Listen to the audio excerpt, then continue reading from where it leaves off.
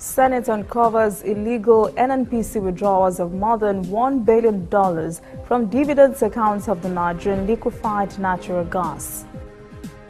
Federal government and leaders of the Academic Staff Union of Universities met today over strike in public universities. In international news, UK's Dominic Raab resigns as Brexit secretary. And in sport, Kano Pillars forward Junior Lokosa receives cash prizes. Maiden Unicel Boot Award as emerging top striker in the NPFL.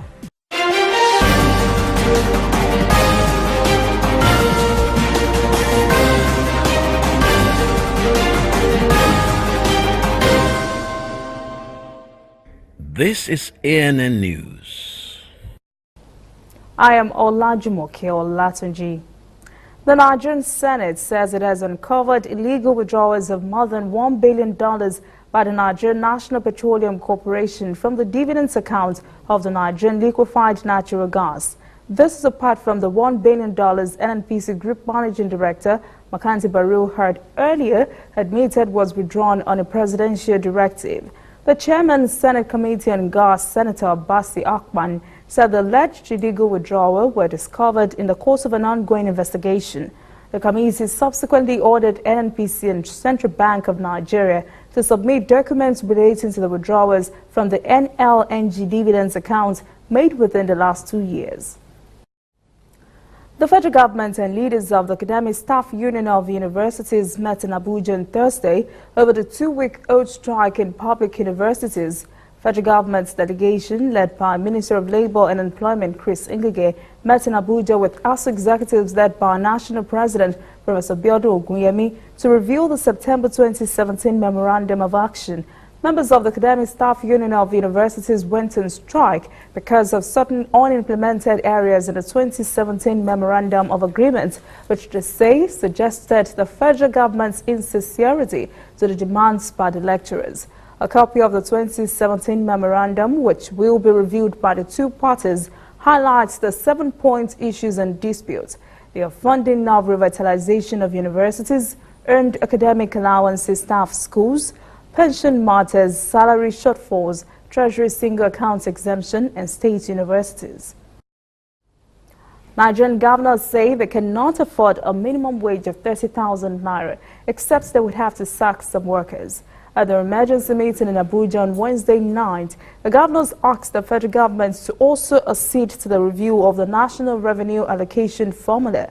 The chairman of the Nigeria Governors Forum, who's also governor of Zamfara State, Alhaji Abdulaziz Yari, said a new committee would be raised to meet with President Muhammadu Buhari over the issue. He said the committee would work out another formula towards quickly resolving the problem associated with the proposed minimum wage, which he said is impracticable unless Labour agrees to a downsizing of the workforce all over the country, although the federal government itself accedes to the review of the National Revenue Allocation Formula. In agreeing to a national minimum wage, however, based on the ability and capacity to pay, as well as reflective of all developmental needs in each state. The forum is even more concerned about development, particularly in the health sector, education, and infrastructure. 5 persons suspected to be involved in the bank robbery and killings in Kwara State in April have been arraigned before an Ilorin magistrate court. In court, counsel to the accused, Abdurrashid Lawal, announced his withdrawal from further representing them. 31 persons, including a pregnant woman and 2 police officers, were killed while several millions of naira were carted away by the robbery gang. 22 shops, several machines, finished products, raw materials and other property were destroyed on Tuesday following a fire at an industrial market in Awada, Onitsha, in the Idemili North local government area of Anambra State. The market is an industrial cluster where polythene materials are produced. Eyewitnesses say the incident might have been caused by an electric spark. A resident of the area, Ekene Chukwudi, said the fire had already been put out by residents of the area who rushed to the scene before firefighters arrived. Another fire incident was reported in Kebbi State, where goods worth almost ₦1 billion were burnt to ashes when a truck rammed into a live electric wire. 2 occupants of the vehicle escaped death. They were hired by retailers to transport their goods from warehouses in Jegatown to Benin-Kebbi Market. An eyewitness said textile materials, electronics, tires, generators, provisions, drums of engine oil, kegs of vegetable oil, and other items were destroyed. The Nigerian Stock Exchange has slapped a 127 million naira fine on 4 companies for failure to adhere to best corporate governance practices and refusal to submit their accounts and operational reports as and when due. Earlier this month, NSE had lifted a suspension placed on trading at the shares of EcoCorp, Academy Press, Premier Paints, and Austin Lars and Company. The latest ex-compliance data from the NSE shows the 4 companies were suspended at different times last year. They had failed to make adjustments, so they accumulated a huge amount in fines. The Federal Airport Authority of Nigeria, FAN, has asked the Nigerians not to give any airport official money before gaining access into the terminal because access to the terminal building is free. This warning came as a result of a recent viral video by Nollywood actor Aremu Afolayan, in which he slammed President Muhammadu Buhari and Governor Akinwumi Ambode over alleged extortion by airport officials. The Nigerian Civil Aviation Authority and the National Agency for Science and Engineering Infrastructure are set to collaborate on local manufacturing of helicopters. NCAA is expected to provide relevant guides for NASENI, an agency designed to conduct developmental work in the areas of manufacturing. Executive Vice Chairman and Chief Executive Officer of NASEMI, Professor Mohammed Haruna, said during a courtesy visit to NCAA on Wednesday, the agency had ordered a Dynally H3 EasyFlyer Sport ultralight helicopter for the purpose of reverse engineering. He explained that in line with the agency's mandate in aviation and aeronautics technology, NASENI had reached out to potential partners and manufacturers of helicopters, and Dynally Helicopter Manufacturing Company of Belgium was found to be a winning partner. He said Dynally had been selected because its technology would be easier to copy, learn, domesticate, and modify. Coming up, African stories. UN removes Eritrea sanctions after 9 years, and later, UK's Brexit Secretary Dominic Raab resigns.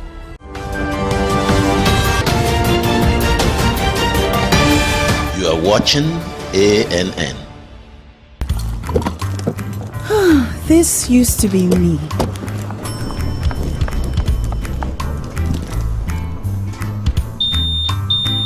But that was before I got the perfect bag. It's handy and easy to use.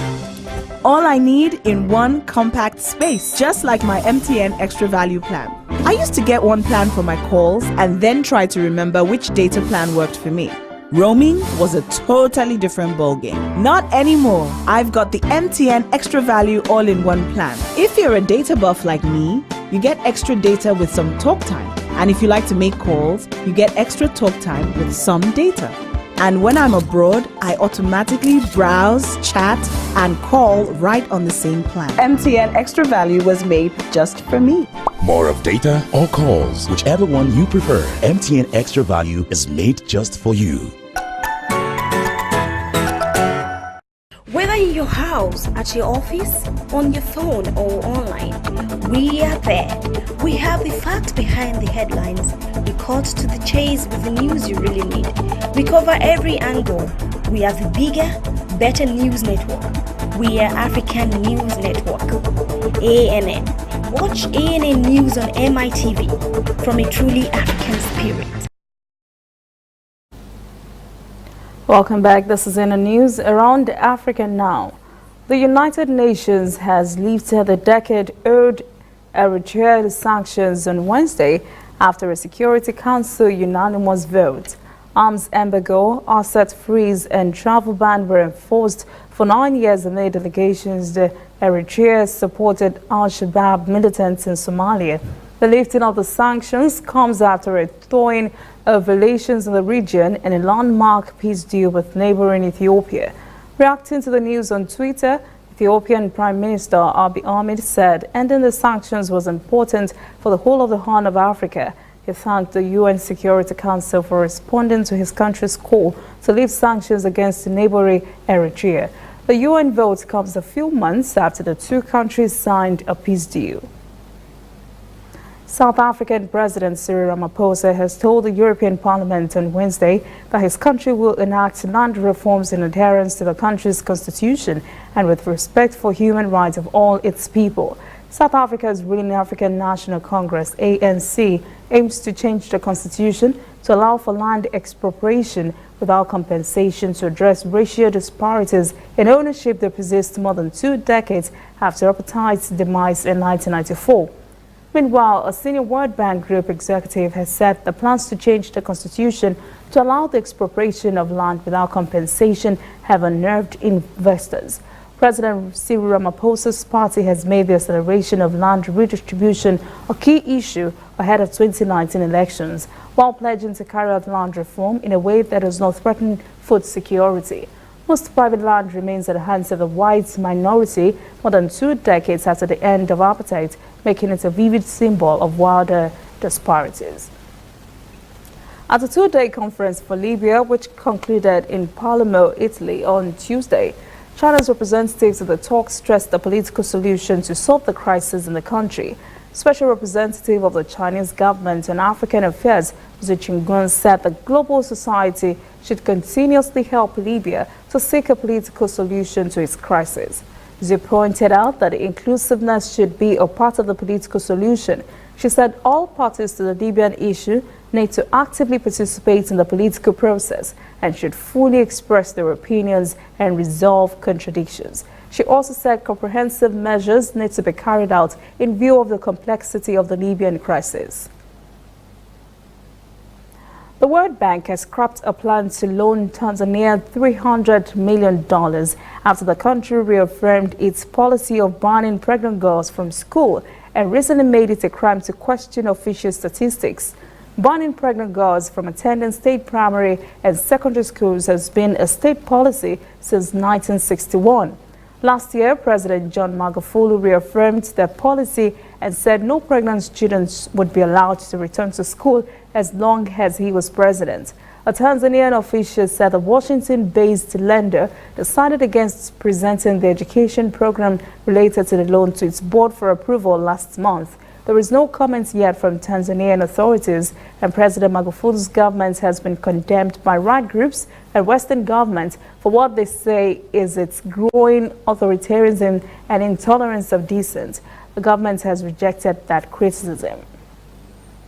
As the World Bank scraps Tanzania's loan, Denmark says it is stopping almost $10 million worth of aid because of what it called unacceptable homophobic comments from a senior Tanzanian politician. Last month, Commissioner for the Commercial Capital, Dar es Salaam, Paul Makomda, called on the public to report suspected gay men to the police. He said he would set up a surveillance squad to track them down. The government had later distanced itself from its views, saying he expressed his personal opinion, not government policy. Denmark's development minister, Ulla Tønnes, did not name any official, but said she was very concerned by the comments. Uber Technologies is planning to roll out a new service in Kenya to help user book seats on minibuses that ply the streets of the congested capital. A company executive said Uber estimates more than a third of Kenyans in Nairobi use the often crowded minibuses known as matatus as their main form of transport around the city.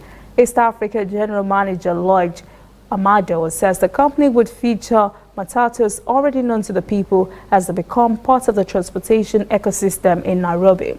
The company already operates Uber Pool and Uber Express Pool in cities such as London and New York, so taxi drivers can carry more passengers heading to the same or nearby destinations. The service is being tested in Egypt's capital, Cairo, and the Mexican city, Monterrey. If successful, it may be rolled out in Kenya. When we come back, international news. UK's Brexit Secretary Dominic Raab resigns. And later sport, Canopilas player Junior Lukosas is NPFL's top striker.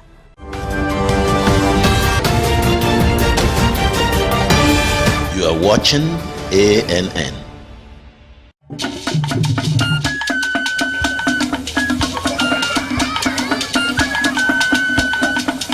Are you sure you want to do this? Adam, go and bring us your husband. Okay, hello baby.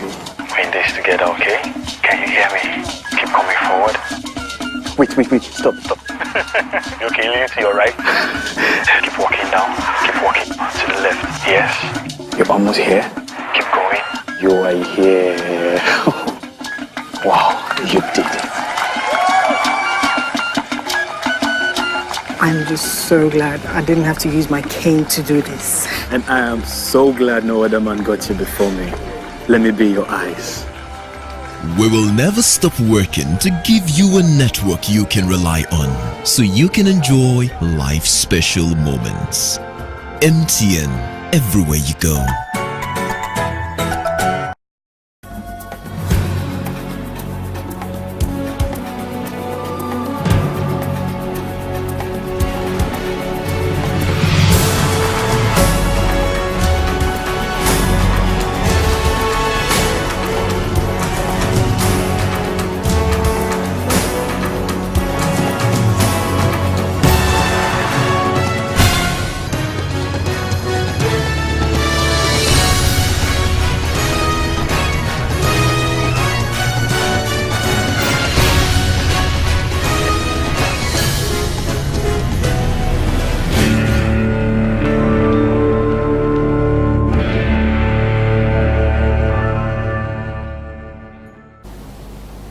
Welcome back. This is NLNG News happening around the world.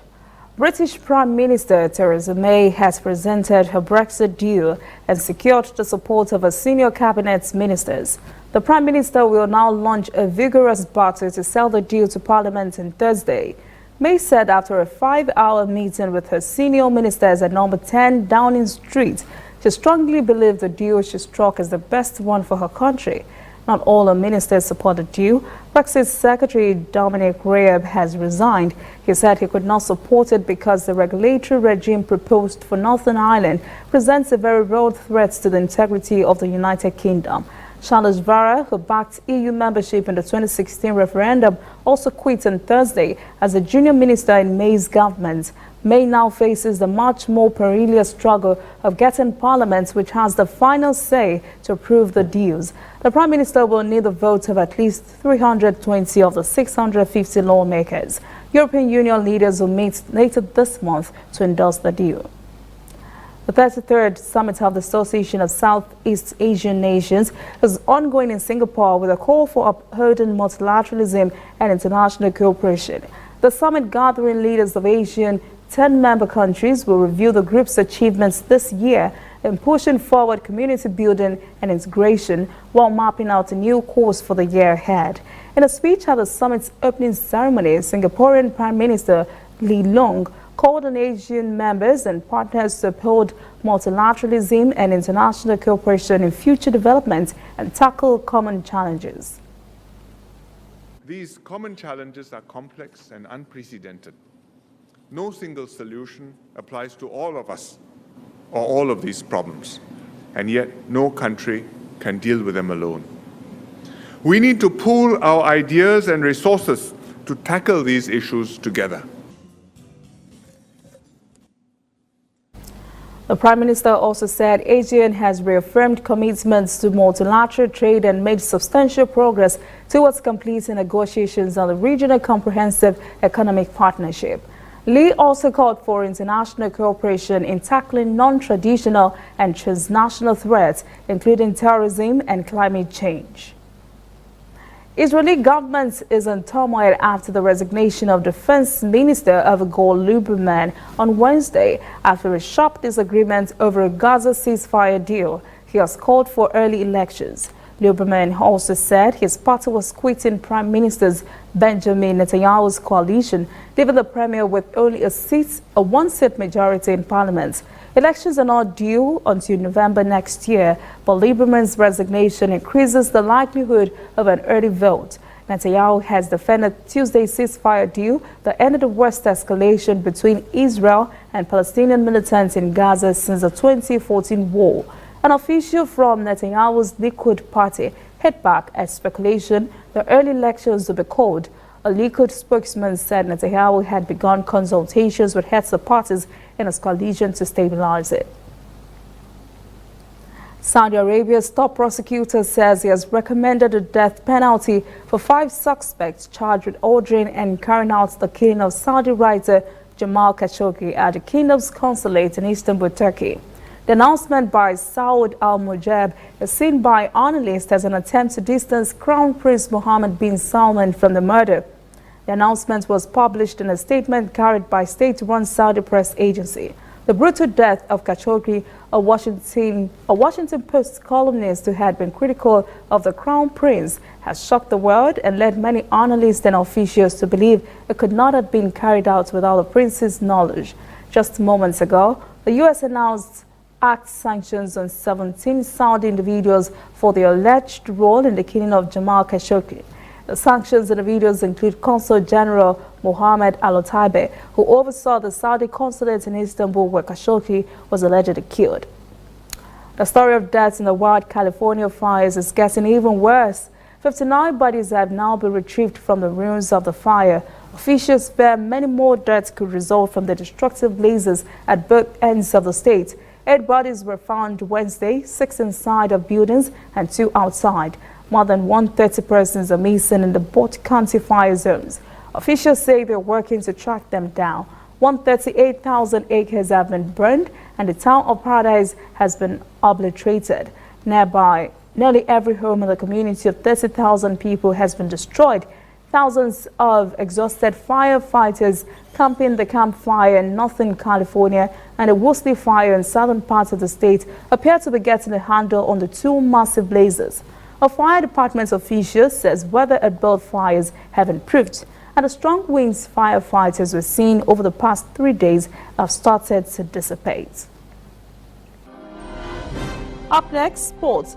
Kano Pillars player Junius Lokuza is NPFL's top striker. Stay with us.